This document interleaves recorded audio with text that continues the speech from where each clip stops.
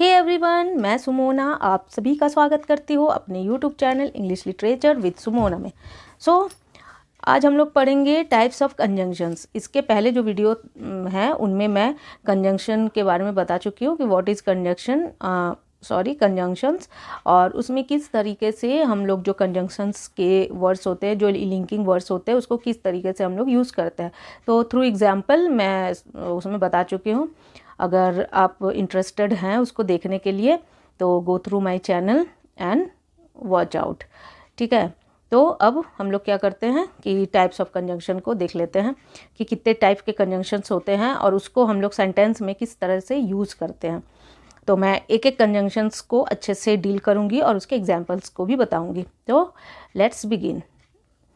तो सबसे पहले देखेंगे कि कितने तरह के होते हैं conjunction. There are 3 types of conjunctions. 3 तरह के कंजंक्शंस होते हैं।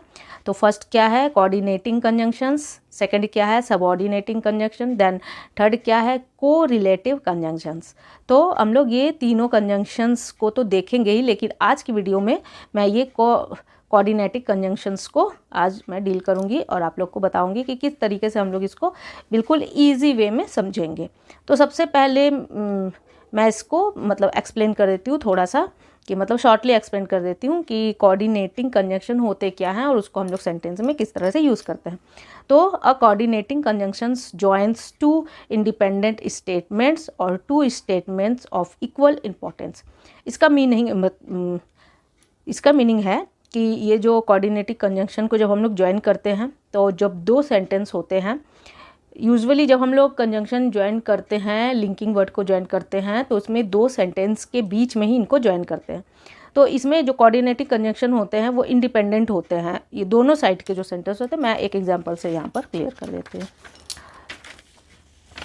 जैसे यहाँ पर मैंने लिखा है गीता इज़ अनवेल, ठीक है, और ये सो क्या है, ये सो कोऑर्डिनेटिव कंजंक्शन है, ये कोऑर्डिनेटिव कंजंक्शन है, ठीक है।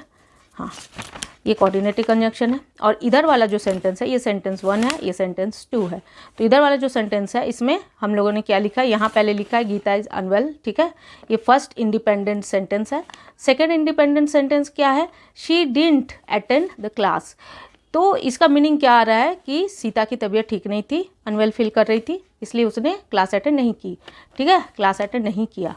तो अब ये जो सो बीच में ये क्या बता रहा है, ये 2 इंडिपेंडेंट क्लाउज मतलब 2 इंडिपेंडेंट कंजंक्शंस को बीच में जोड़ा है, और ये इंडिपेंडेंट है, अपने आप में ये परिपूर्ण है, कंप्लीट है, और ये इक्वल मीनिंग बता रहा है। ये दोनों जो कंजंक्शंस के जो सेंटेंस है वो इक्वल मीनिंग ही बता रहा है ना। ये अपना मीनिंग फुलफिल कर रहा है और ये अपना मीनिंग फुलफिल कर रहा है।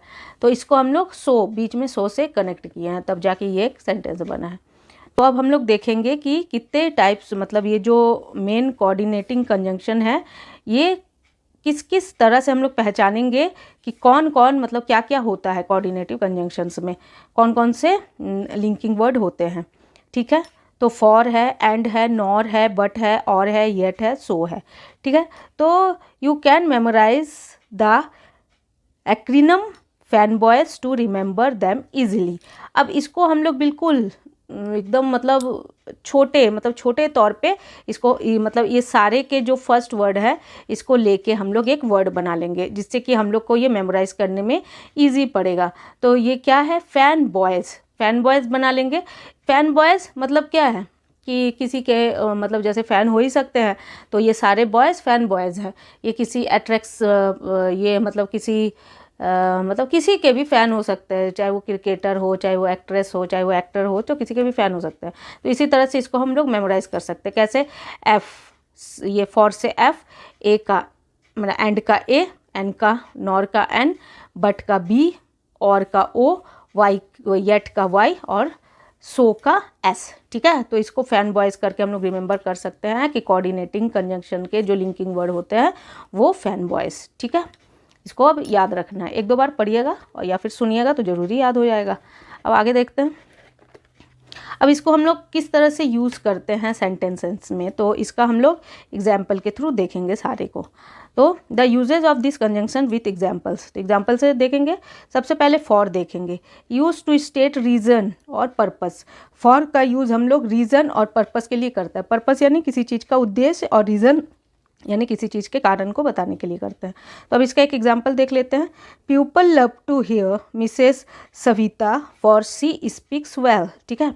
अब इसमें क्या बता रहा है कि लोग सुनना पसंद करते हैं, किसको, मिसेस सविता को, ठीक है, क्योंकि वो बहुत अच्छा बोलती है ना। तो अब इसमें क्या बता रहा है, state the reason why people love to hear Mrs Savita. अब इसमें एक रीज़न बता रहा है कि भाई लोग तो मिसेस सविता को सुनना पसंद करते हैं, लेकिन क्यों पसंद करते हैं, तो यहाँ पर वाई का फॉर्म क्यों आ रहा है, क्योंकि वह क्या है, अच्छा बोलती है ना। इसीलिए यहाँ पर हम लोग फॉर लगाए हैं, फॉर कंजंक्शंस लिंकिंग वर्ड लगाए हैं, जो कि कोऑर्डिनेटिंग से रिलेटेड है, ठीक है। तो अब यहाँ पर हम लोग इसको लगा दिए। अब ये पूरा क्लियर हो गया कि इसमें रीज़न भी बता दे रहा है कि वह अच्छा बोलती है, इसलिए लोग उसके बोलने को पसंद करते हैं, ठीक है। अब ये एक्सप्लेन करता है वाई को, कि क्यों, ये फॉर एक्सप्लेन करता है वाई को कि भाई क्यों उसे लोग सुनना पसंद करते हैं, तो इसलिए पसंद करते हैं क्योंकि वो अच्छा बोलती है, ठीक है। तो इसके रीज़न और पर्पस यहाँ पर क्लियर हो जाते हैं। अब आगे हम लोग देखेंगे एंड। तो अब हम लोग देखेंगे एंड यूज टू ज्वाइन और ऐड वर्ड्स और क्लाउजेस। एंड क्या क्या ज्वाइन करते हैं, वर्ड्स को और क्लाउजेस को ज्वाइन करते हैं। तो एग्जाम्पल देख लेते हैं, यहाँ पर क्लियर होगा। He is a hard working and an honest person, ठीक है। अब यहाँ पर ये दो क्या है, ये दो वर्ड क्लाउजेस को ये आपस में बीच में जोड़ रहा है। क्लाउजेस क्या होते हैं, हर एक क्लाउजेस में एक सब्जेक्ट और एक वर्ब होता है, ठीक है। तो इसमें ये क्लाउजेस को या फिर वर्ड्स को ज्वाइन कर रहा है, तो यहाँ पर ये वर्ड्स को ज्वाइन कर रहा है, दो वर्ड्स को बीच से, ठीक है। He is a hard working and an honest person. किसी भी व्यक्ति या चीज़ के बारे में अगर हम लोग दो क्वालिटी बता रहे हैं, तो उसको बीच से हम लोग एंड से इसको अलग करते हैं, ठीक है, कि एक क्वालिटी ये है और अनदर क्वालिटी ये है। दोनों क्वालिटी बताने के लिए हम लोग किसी भी थिंग्स या पर्सन का एंड को बीच में हम लोग जोड़ते हैं, जो कि कोऑर्डिनेटिंग कंजंक्शंस है। अब यहाँ पर नेक्स्ट देख लेंगे, next example. She is a good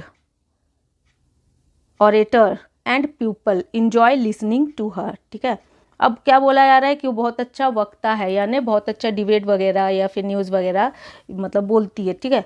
तो पीपल उसे सुनना बहुत पसंद करते हैं। अब यहाँ पर क्या है, यहाँ पर दो क्लाउजेस है, दो क्लाउजेस को बीच में एंड से जोड़ा है। तो मैंने बताया था, है ना, आई टोल्ड अर्लियर, कि मैंने अभी कुछ देर पहले ही, कि क्लाउजेस में क्या होता है, एक सब्जेक्ट होता है, एक वर्ब होता है। तो ये दोनों सेंटेंस में एक सब्जेक्ट है, एक वर्ब है, ठीक है। तो उसको हम लोग एंड से बीच में जोड़े हैं, जो कि सब्जेक्ट के मीनिंग को यहाँ पर फुलफिल करता है। तो बस ये एंड का भी हो गया। अब आगे देखते हैं।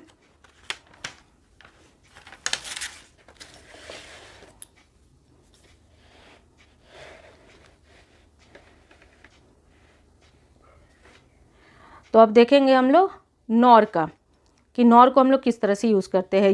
Nor use to join two negative clauses. Nor क्या करता है, दो नेगेटिव क्लाउजेस को जोड़ता है, ठीक है। तो एग्जाम्पल से देखेंगे। She hasn't taken any professional training, ठीक है, उसने किसी भी तरह का प्रोफेशनल ट्रेनिंग नहीं लिया है। Not does she need to, और उसे ज़रूरत भी नहीं है। तो अब इसमें क्या है कि इसमें नेगेटिव कंजंक्शंस को हम लोगों ने जोड़ा है। एक तो ये नेगेटिव है जो कि हैज़न्ट, और ये जो नॉर हम लोगों ने बीच में लगा है, और ना, और उसे ज़रूरत भी नहीं है। तो यहाँ पर क्या है, दो नेगेटिव सेंटेंस को हम लोगों ने जोड़ा है। जो नेगेटिव क्लाउजेस को हम लोग किससे जोड़ा है, नॉर से जोड़ा है। तो फिर ये क्या बन गया, एक सेंटेंस बन गया, और नॉर भी यूज़ हो गया। मतलब दो नेगेटिव सेंटेंस जहाँ पर भी रहेगा वहाँ पर हम लोग नॉर का यूज़ करेंगे, ठीक है। और ये भी क्या है, अकॉर्डिंग कोऑर्डिनेटिंग कंजंक्शन के अकॉर्डिंग, ये जो लिंकिंग वर्ड है ये कोऑर्डिनेटिंग कंजंक्शंस है, ठीक है। अब आगे देख लेते हैं।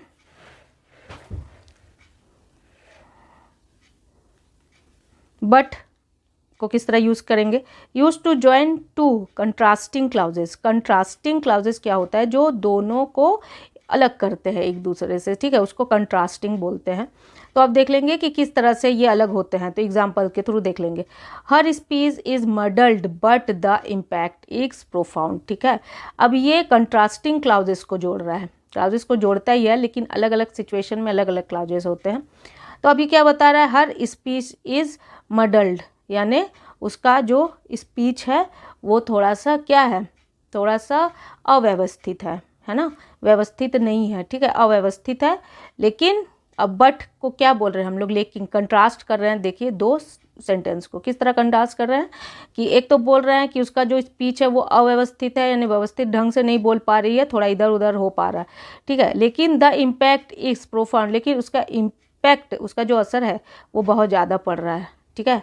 तो ये एक तो ये सिचुएशन हो रहा है, लेकिन ये सिचुएशन के बाद भी एक और सिचुएशन हो रहा है, ठीक है। लेकिन कुछ तो इधर गड़बड़ हो रहा है, लेकिन उसके बावजूद भी जो काम हो रहा है वो इस तरह से हो रहा है। तो इस चीज़ को बताना, इस तरह से मतलब अच्छा हो रहा है, बुरा हो रहा है, जो भी हो रहा है, तो उसको हम लोग बट से बीच में ज्वाइन कर रहे हैं, जो कि लिंकिंग वर्ड है, यानी कंजंक्शंस है, ठीक है। कंजंक्शन को लिंकिंग वर्ड भी बोलते हैं, मैंने अपने प्रीवियस वीडियो में बताया है जब डिटेल किया है कंजंक्शंस के बारे में, ठीक है। तो अब आगे देख लेंगे। अब है नेक्स्ट और, ठीक है। Or use to indicate a choice or a possibility. और क्या बताता है कि किसी चॉइस को बताता है, या ये या फिर वो, है ना, और पॉसिबिलिटी को भी मतलब बताता है, ठीक है, कि किसी भी सेंटेंस का कितना पॉसिबिलिटी होता है उसको कौन बताता है, और बताता है। तो देख लेते हैं, एग्जाम्पल से क्लियर हो जाएगा।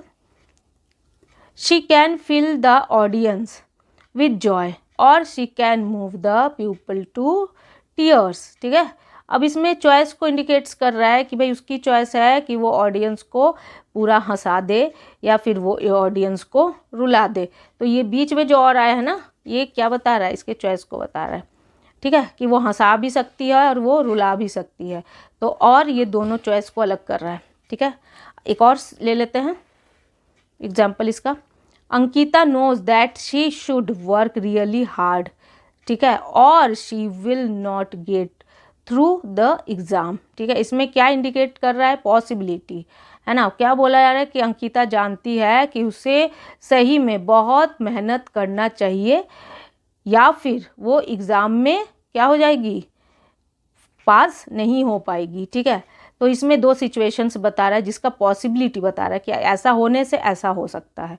तो ये दोनों के पॉसिबिलिटी को हम लोग और से कनेक्ट कर रहे हैं, जो कि क्या है, कोऑर्डिनेटिंग कंजंक्शंस है, ठीक है।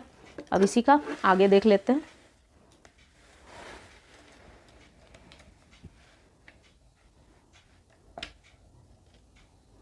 येट, ठीक है।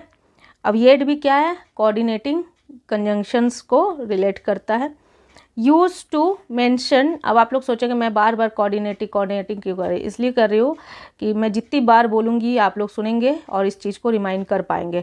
आपको फ़र्क ज़रूर महसूस होगा जब आप मेरे वीडियो को देखेंगे। मैं बार बार इसलिए उस वर्ड को यूज़ कर रही हूँ जिससे रिलेटेड मैं ये वीडियो बना रही हूँ, इसलिए आप लोग इस चीज़ को समझें और जैसा मैं पढ़ा रही हूँ उस चीज़ को ध्यान से सुने। बार बार अगर किसी चीज़ को हम लोग बोलते हैं तो बार बार वो रिवाइज होते जाता है और दिमाग में रिवाइंड होता है कि आज हम लोग पढ़े क्या थे, ठीक है, फिर कभी नहीं भूलेंगे। तो येट का use to mention despite being, मतलब किसी चीज़ के बावजूद कोई चीज़ हम लोग सोचते कुछ है और हुआ कुछ, वो चीज़ हुआ नहीं, कुछ और हुआ, ठीक है। Yet is use to express something that was expected but didn't happen, it means despite something. मतलब हम लोग जिस चीज़ को सोचे, एक्सपेक्ट किए, वो चीज़ नहीं हुआ था और क्या हुआ, वो चीज़ नहीं हुआ और उसके बदले कुछ और हुआ। तो इसका मीनिंग क्या है कि उसके बावजूद कुछ और हुआ, वो चीज़ नहीं हुआ जो हमने सोचा था। तो अब इसको एग्जाम्पल से क्लियर कर लेंगे। Example is most important to English grammar, understanding to English grammar, क्योंकि बिल्कुल ये क्या कर देता है, सब कुछ साफ कर देता है, क्लियर कर देता है। तो देख लेंगे example. Other speakers have been trying to imitate her style yet they have not succeeded. तो क्या बोल रहा है कि जितने अदर स्पीकर्स हैं वो ट्राई करते हैं उसकी नकल करने का, उसके स्टाइल को नकल करने का, लेकिन वो ऐसा नहीं कर पाते या नहीं कर पाए, ठीक है। तो इस पे क्या है कि एक्सपेक्टेशन था किसी चीज़ का, उन्होंने नकल मारी, स्टाइल की उसकी, लेकिन उसके बावजूद भी वो ऐसा नहीं कर पाए, तो यहाँ पर हम लोग किस चीज़ को बोल रहे हैं, डिस्पाइट हो रहा है ना, कि कुछ सोच कुछ रहे हैं लेकिन हो कुछ और रहा है, ठीक है। तो यहाँ पर ये चीज़ इसको क्लियर कर देता है। आगे देखेंगे, अब देखेंगे सो, ठीक है। So shows the outcome of something, indicates a result और अ कॉन्सिक्वेंसेस, ठीक है। अब इसमें क्या होता है कि इसका सो क्या होता है ना, एक आउटकम, किसी चीज़ का एक आउटकम निकलता है या फिर एक रिजल्ट निकलता है या फिर कॉन्सिक्वेंसेस निकलता है। तो अब उसको हम लोग देखेंगे कि ये किस तरीके से हम लोग एग्जाम्पल के थ्रू उसको समझेंगे। तो सबसे पहले example, she is an influential speaker so she always engages her audience. वो एक बहुत अच्छी स्पीकर है, बहुत अच्छा बोलती है, इसलिए वो हमेशा एंगेज रहती है अपने ऑडियंस में, यानी उसके ऑडियंस उसको ज़्यादातर सुनना पसंद करते हैं। तो इसका आउटकम क्या निकल के आ रहा है कि वो बहुत अच्छा बोलती है या फिर उसके इन्फ्लुएंसेस बहुत अच्छे हैं, तो जिसे सुनना ऑडियंस बहुत पसंद करती है, या फिर वो ऑडियंस के लिए हमेशा एंगेज रहती है। तो इसका आउटकम क्या निकला कि वो बहुत अच्छा बोलती है, ठीक है। तो अब दे यहाँ पर भी एक चीज़ क्लियर है, the outcome of her being an influential speaker is that she engages her audience, ठीक है। वो बहुत अच्छा बोलती है, इसलिए वो क्या है, बहुत अच्छा स्पीक करती है, वो इसलिए अपने ऑडियंस में हमेशा एंगेज रहती है। तो आज का क्लास यहीं तक था। मैंने ये कंजंक्शंस के आपका जो कोऑर्डिनेटिंग कंजंक्शन है उसका जितना भी आपके मतलब लिंकिंग वर्ड है उसको मैंने एक एक करके एग्जाम्पल से बता दिया है। आप लोग इसको ज़्यादा से ज़्यादा प्रैक्टिस कीजिए, और अगर कोई दिक्कत होता है तो कमेंट सेक्शन में ज़रूर बोलिए, मैं उसको फिर उसको दूसरे तरीके से समझाने का कोशिश ज़रूर करूँगी। तो आज के लिए इतना ही। अगर वीडियो अच्छी लगती है तो लाइक शेयर एंड सब्सक्राइब ज़रूर करें, मेरे चैनल को सपोर्ट करें, ठीक है। फिर goodbye and good luck.